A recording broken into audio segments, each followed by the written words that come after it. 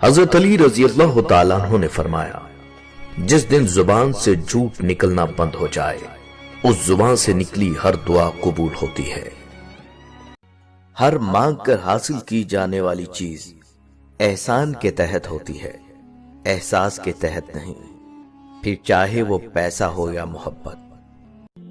اگر تمہاری شکایت کرتے ہوئے کوئی اللہ کے سامنے رو پڑا تو تمہارا کیا حال ہوگا؟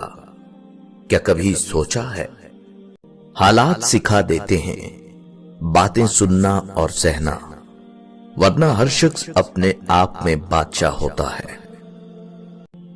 درخت سے گرنے والا کوئی پتا بھی ایسا نہیں جس کا اسے علم نہ ہو، اور تم کہتے ہو کہ وہ تمہاری دعائیں نہیں سنتا۔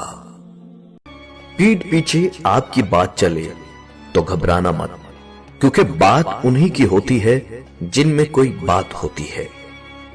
پریشانی میں مذاق اور خوشی میں تانا مت دو، کیونکہ اس سے رشتوں میں موجود محبت ختم ہو جاتی ہے۔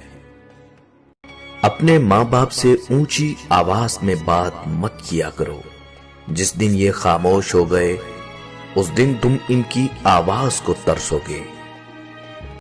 اللہ کی دی ہوئی ڈھیل کو اپنی چالاکیاں مت سمجھو، جس دن اس نے رسی کھینچ لی منہ کے بل ہی گرو گے۔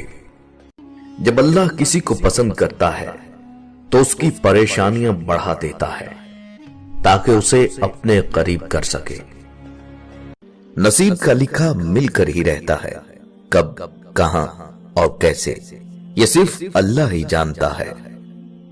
کہتے ہیں مرد وہ ہے جو اپنی بہن کے نصیب سے ڈر کر دوسروں کی بہن کے جذبات سے نہ کھیلے۔ قدر کیجئے ان ہاتھوں کی جن ہاتھوں نے ہماری بنیادیں مضبوط کرتے کرتے اپنے ہاتھوں میں لاٹھیاں پکڑ لیں۔ چپ کر کے سہتے رہو تو آپ سے اچھا کوئی نہیں، اگر بول پڑو تو آپ سے برا کوئی نہیں۔ اگر حالات پر آپ کی گرفت مضبوط ہے تو زہر اگلنے والے آپ کا کچھ نہیں بگاڑ سکتے۔ شدید دکھ ہوتا ہے جب ہم کسی پر اندھا یقین کریں اور وہ ثابت کر دے کہ ہم واقعی اندھے ہیں۔ معافی وہ انسان دے سکتا ہے جو اندر سے مضبوط ہو، کھوکھلے انسان صرف بدلے کی آگ میں چلتے ہیں۔ مطلب بہت وزنی ہوتا ہے، جب نکل جاتا ہے رشتے بے وزن ہو جاتے ہیں۔ کسی کی تہجد بھی کام نہیں آتی اور کسی کی قضا بھی قبول ہو جاتی ہے، ساری بات نیت کی ہوتی ہے۔